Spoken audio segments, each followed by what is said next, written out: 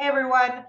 Today in this video, we're going to have an honest conversation about what is the role of a network marketing leader. I think we all desire to be good leaders, but that idea can be really, really daunting. Leader, it's so vague, it's so impossible. There's so many applications. There are no perfect leaders.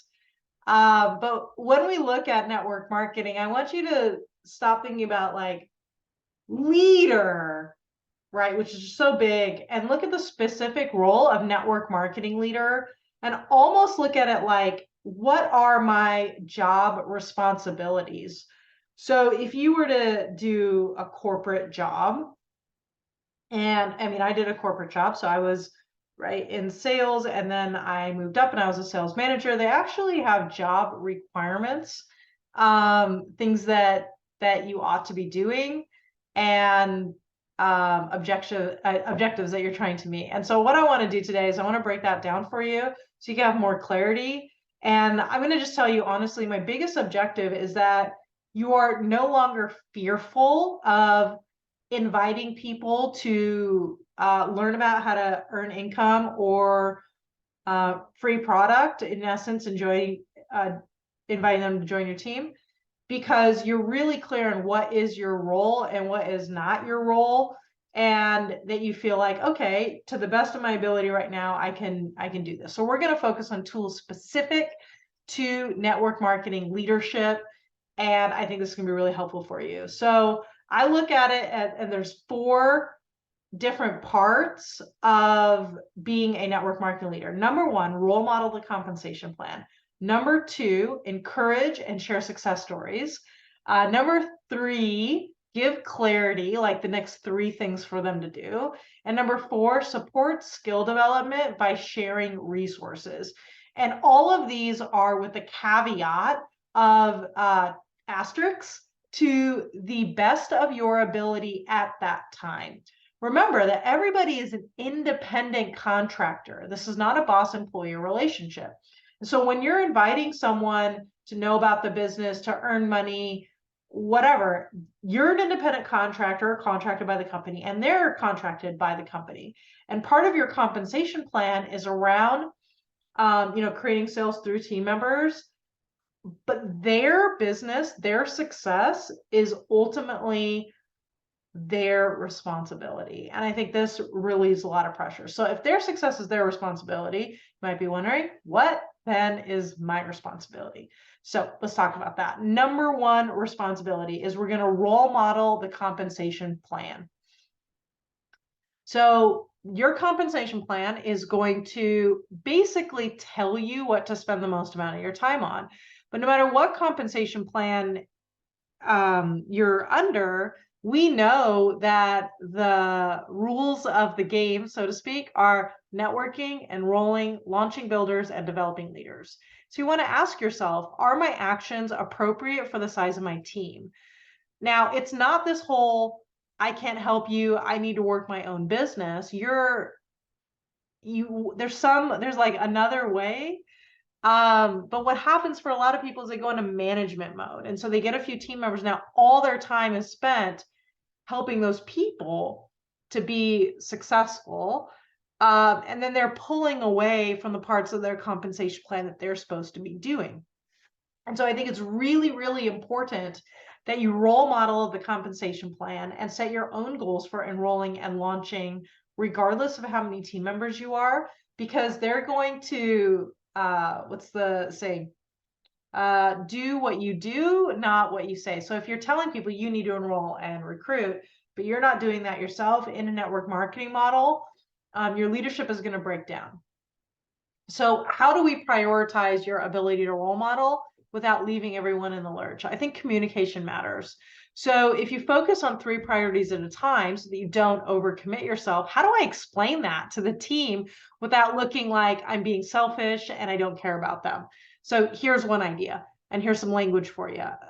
This month, I'm spending an hour a week inviting to one-on-ones. Would you like to join me on Zoom for a power hour?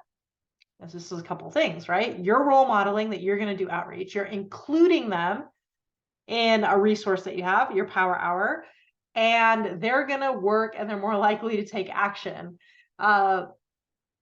Now, we don't want to go into management mode. So let's say you have people, one person said, I'm really worried about people being needy, and how do I run my own business and take care of my family when people always seem to need me? And here's the best way to respond to that so that you can role model, set boundaries, but also it creates this added effect of empowerment.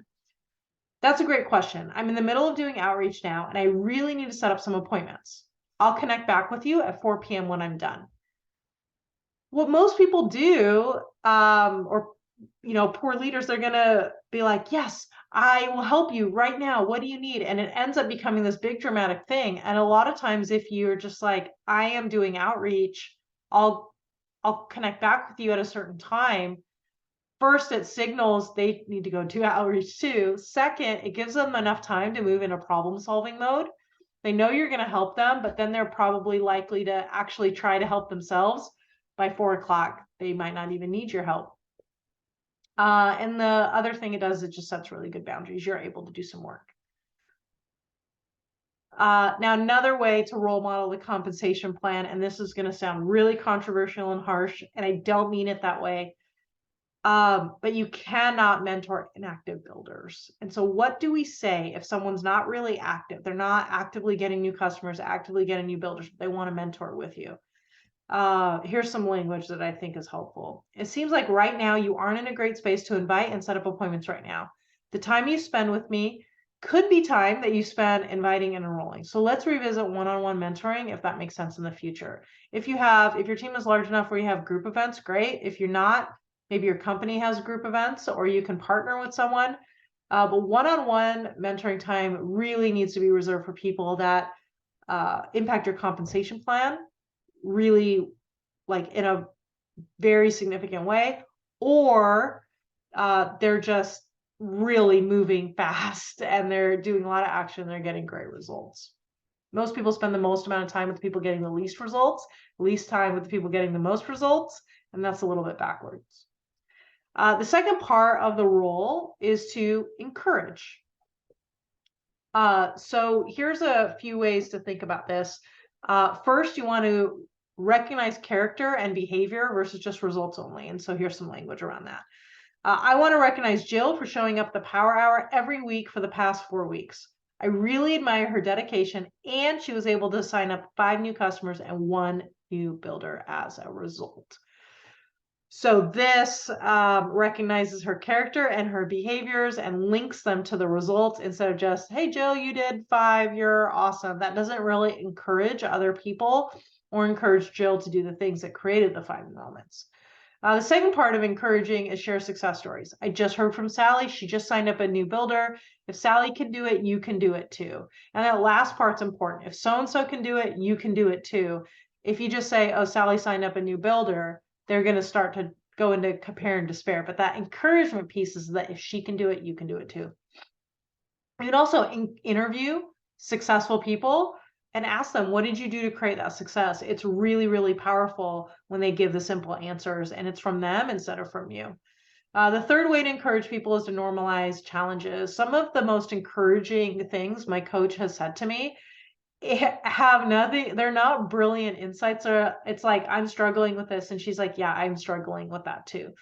When I started exhibiting what I thought were burnout symptoms, I sent her an email, an SOS, and said, I think I might be experiencing burnout symptoms.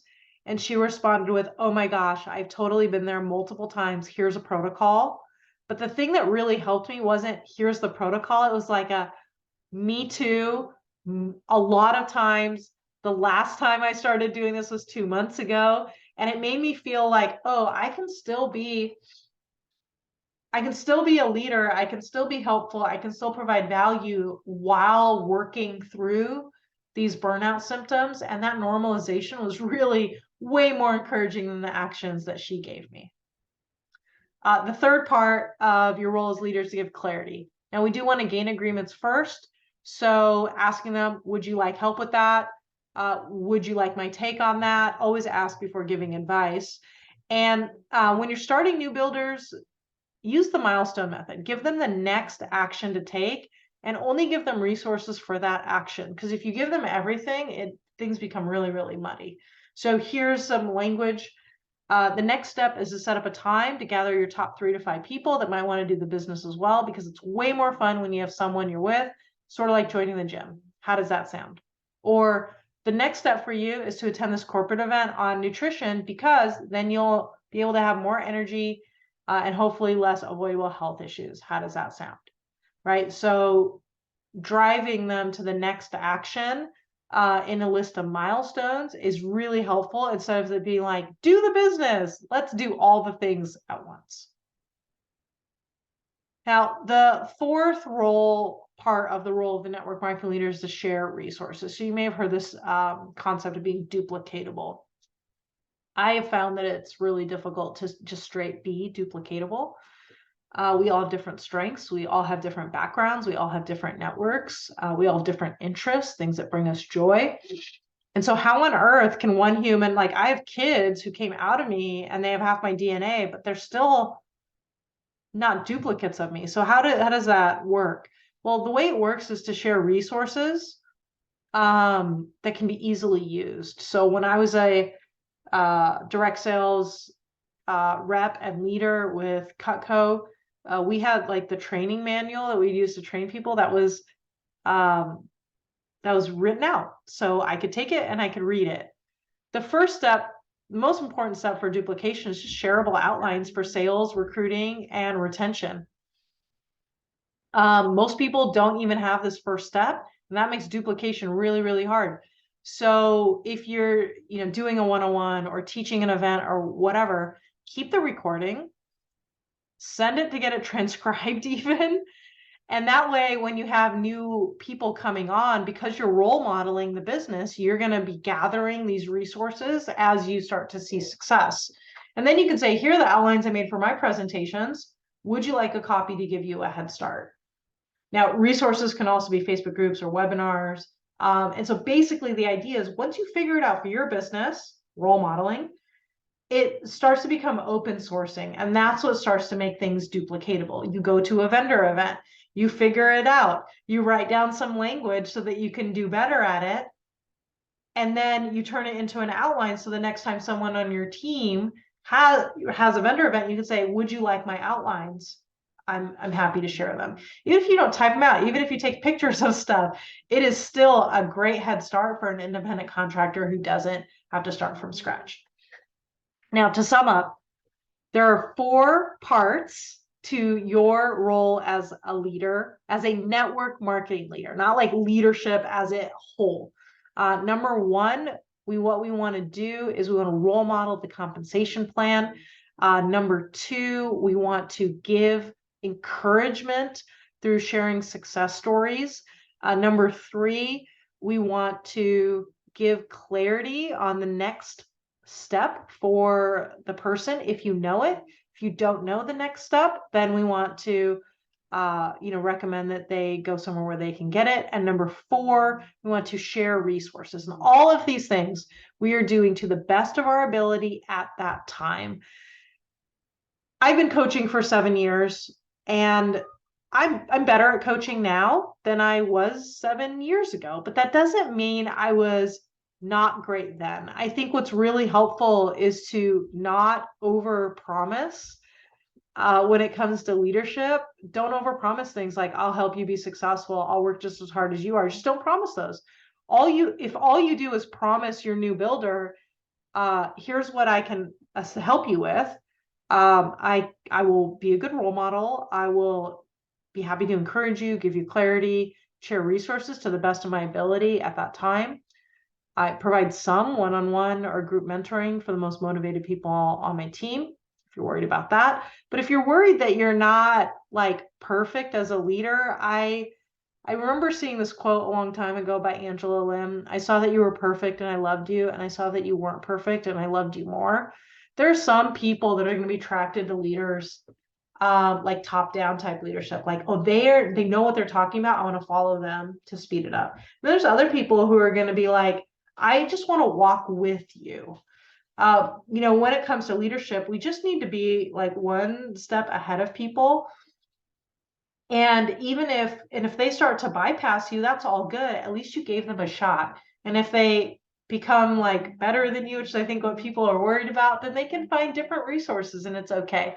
But I don't think that this fear of, am I going to be a good enough leader, is a reason to not invite people to know how to earn money or free products. That's us making decisions for other people. So I want to encourage you to embrace your role as a leader, be specific with what you can promise versus what you aren't promising, and invite people to give it a shot. They might really, really like it. And I bet you'll grow in the process. I hope this was helpful for you and have an awesome day.